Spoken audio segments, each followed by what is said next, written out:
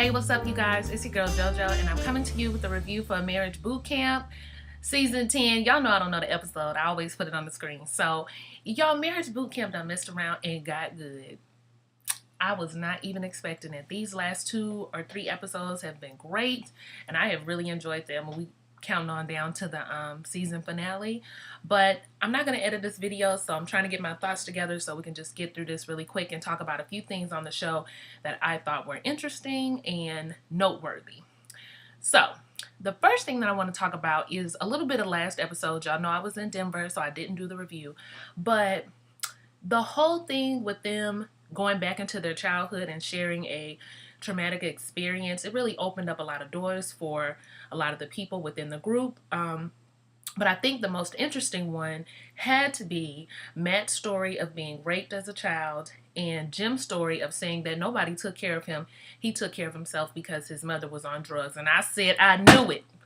I knew it. I knew that Mama Jones, I mean, not that people who've been on drugs have like a look, but Mama Jones has a look like somebody who used to have some substance abuse issues, and not just because she's skinny, but just, I don't know, when I looked at her, when I first saw her on Love and Hip Hop, I just felt like there could have been something, and it turned out that those things were true.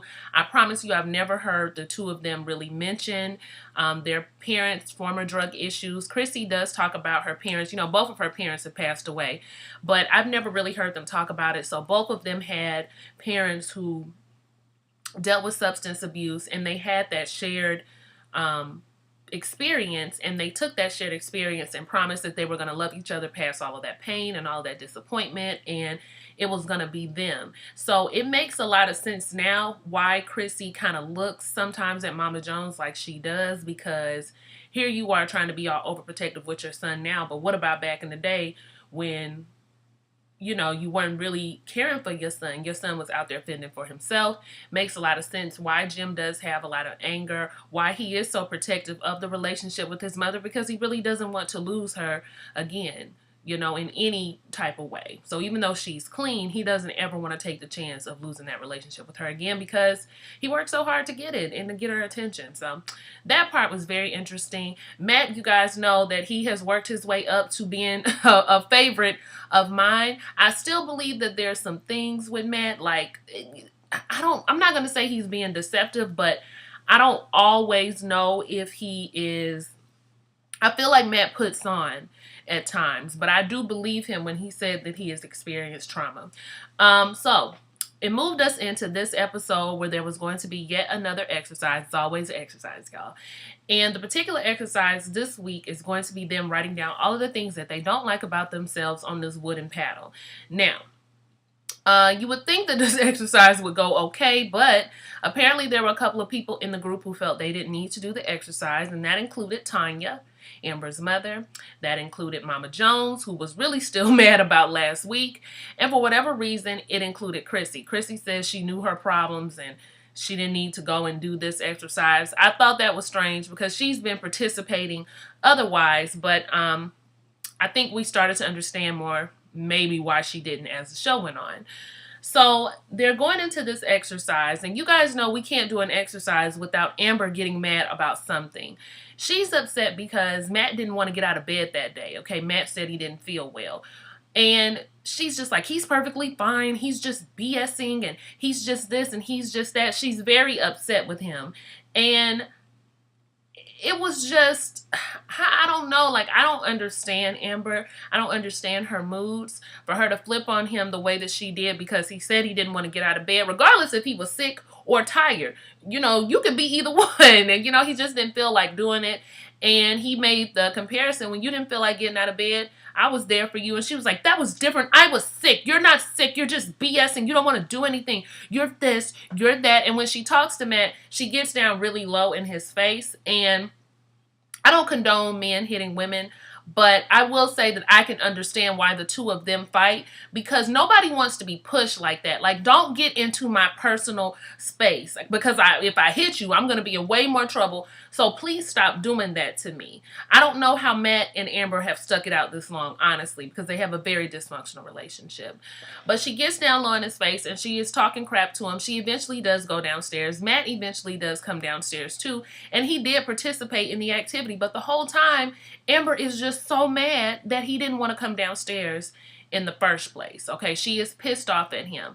On top of that, Amber got other people in her ear telling her what she needs to do with Matt, which brings in this. Why is Brandy getting so much commentary on the show?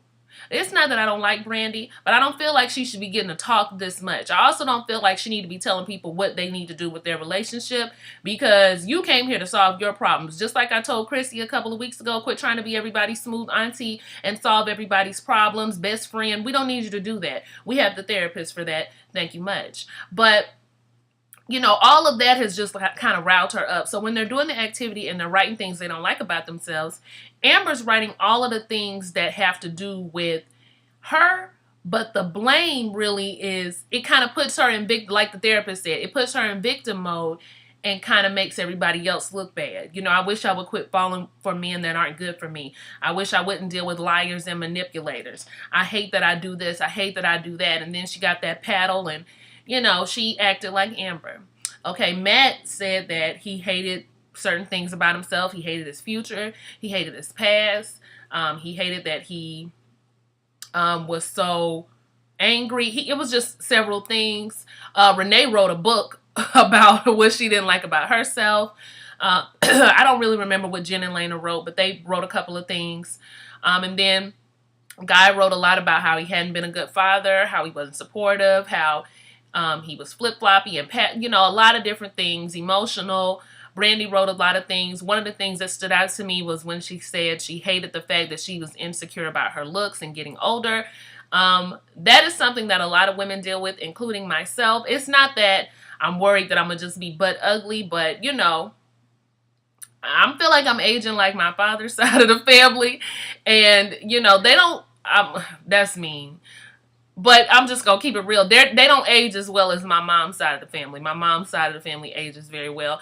I don't feel like I'm going, I hope I am, but it's not trending that way thus far.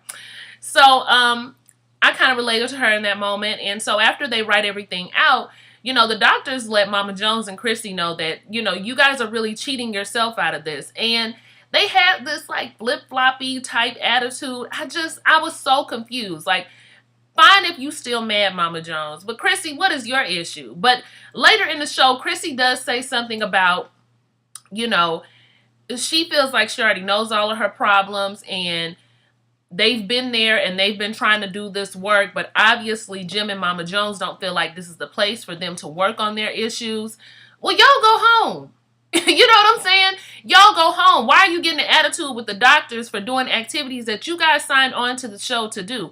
Now, Jim surprisingly did the activity, but once again, this just goes to show that they're never on the same page as a family. And Jim did the activity of things he didn't like about himself, but he didn't want to beat the beanbag with the paddle because he felt like it was too angry and it was too aggressive, and he tries not to go there. So I was proud of him in that moment for making those steps. I feel like if Jim could just do like a private session with his family, with the black doctor, I feel like he relates to him being a male who put himself through school and, well, I don't know if he put himself, but went through medical school. I feel like he has a high level of respect for him as another black male, and they relate well together. So I think they would actually do really good together, but whatevs. Okay, we on boot camp. Everybody's doing activities together. So after kind of the flop of the activity with certain people, they do put their things that they don't like about themselves. And on the back, they put things that they want to change about family. It was a lot of the same things, you know, people wanting to be heard, people wanting to be supported, all these different things, and they put those things into the fire. Well, there were two families in particular that had difficulty with the assignment. Let's start with the Joneses. Okay, so the Joneses, two of them didn't participate in the activity. We got that, right? Jim decides that even though he did write stuff on the paddle on the front and the back, he is going to put his paddle down and not participate in it because Clearly, we all need to be on the same page, right? So I should go over there and sit with them. And now he too has this old smug attitude. And I'm just like, you know what? Nobody has time for this. Nobody has time for this. And see, this reminded me of the Chrissy and Jim that I started to get annoyed with on Love and Hip Hop. Jim, not so much, but Chrissy, I feel like got so smug at one point in time, as if she was the queen bee of everything. And, you know, this is my show. This is that. When, now I don't like her either, but let the record show, Yandy was the one who suggested that there would be a show. Now, Chrissy was the headliner. She was the one that people were interested in. But Yandy was the one that really got the show on the table. So, okay, let's just call a thing. But yeah, I just didn't like their cockiness and their attitude, and they're kind of just sitting there like, yeah, we ain't gonna do it, and what? Yep, that's what we gonna do. We gonna stick together. We ain't gotta do this. We ain't gotta do that. But what you gotta do is go home. Because nobody has time for you to be on a show talking about what you gonna do and what you're not gonna do. Y'all did the same thing on Love and Hip Hop. If y'all want to run stuff your own way and do stuff your own way, to come up with your own production company and put out your own show like you used to do on YouTube. And just hope that people watch it and you get the clicks and the hits and the promotion. But all this other stuff y'all doing, no. Okay, no, nobody wants to see y'all come onto a show with a group of people and do that and exclude yourselves. It was annoying, and I didn't appreciate any of them for that. And I actually like Chrissy and Jimmy, but all of that, they could save it. Then Amber and her mother, now Tanya didn't participate because Tanya says, I feel like I've been beat down enough and I'm not doing it. So she didn't do it. Tanya regrets the fact that she didn't do it, but now it's too late. She would have loved to have that moment with Amber, but not really with Matt. She doesn't really want Matt there because that ain't her family. I can understand that. Matt, on the other hand, has talked to the doctor and said, I love Amber, but I don't know if I can keep doing this. She got personality disorder issues. I've been trying to handle it, but she talks to me so bad. You know, she kept calling Matt the B word, getting in his face, you know, just talking bad about him, not only outside, but when he wanted to lay down earlier in the show. And I forgot to mention that she kept saying, well, you know, if you're so tired of me and if I get on your nerves, then stop trying to F me every time I come in the bathroom. Stop trying to F me every time I come in the bathroom. I was just like, girl, see, this is how I can tell you childish. I'm not even going to say because you young, you childish. Because a 27-year-old woman would know this. It don't matter if they trying to F you when you come in the bathroom. Nigga, do you know it's a thin line between love and hate? Okay, these niggas, they will try to have sex with you. You done got on their nerves all week. You could have just laid hands on them, and they will still take that box if they are horny. All right, it ain't got nothing to do with him just being so in love with you. No, ma'am. Okay, he in the house. He see it. He want it. He want to get with it. Shoot, if Brandy was available and wouldn't nobody find out, I'm pretty sure he'd do that too. So yeah, girl, you got the game all the way messed up. You are confused about what a relationship and what love really is. I thoroughly believe that. So she gonna tell her mama while they at the fire, I want you to stop feeling guilty. How? Okay, that's contradictory right there. You throw in your mama face every time about how she went off with her boyfriend, but you want her to quit feeling like she needs to be guilty for what she's done to you. The hand. That's what you got to give people these days. Then, when her and Matt are trying to talk, she's yelling at Matt. She's calling him the B word, saying, oh, you're such a victim. He can't get none of his stuff out without her complaining, without her talking over him, without her trying to make him feel bad. And he's standing there calm, so she looks like the damn fool that she is. So the doctor is finally saying, Amber, you know, it's not that what you're saying is not true on your paddle, but you are making yourself the victim, and you're calling Matt, saying that Matt's making himself a victim when you're doing the same thing. Well, she don't want to hear that. She start acting like she gonna approach him. She start acting like she gonna hit him with the paddle. And Matt is just like, go ahead and say what you got to say. I'm here. I got all day. What he say that for? Because that made her even madder. Okay, she start calling him all kind of names. I was just like, Matt, baby, what I tell you.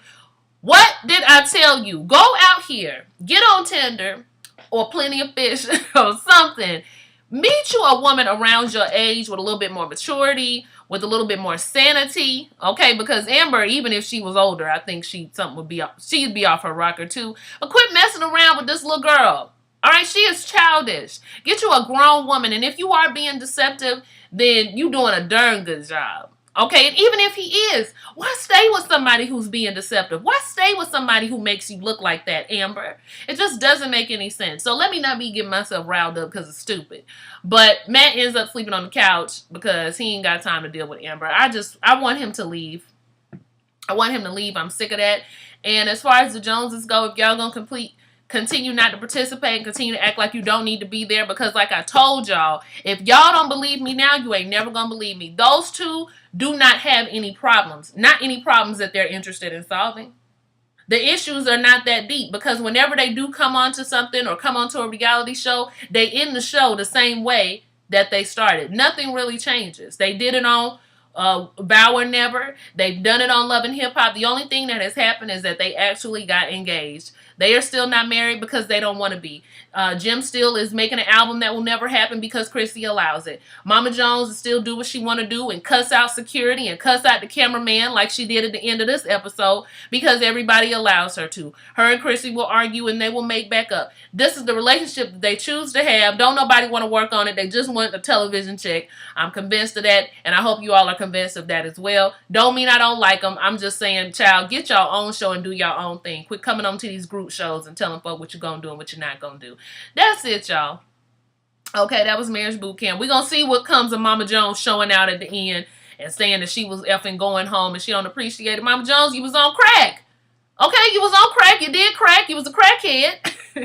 I knew you was on crack because you do what a crackhead does. Y'all know that's Judge Mathis for you, because that's how he be talking to his plaintiffs. But yeah, just own it. Okay, nobody got time for you to be getting upset about what you actually did.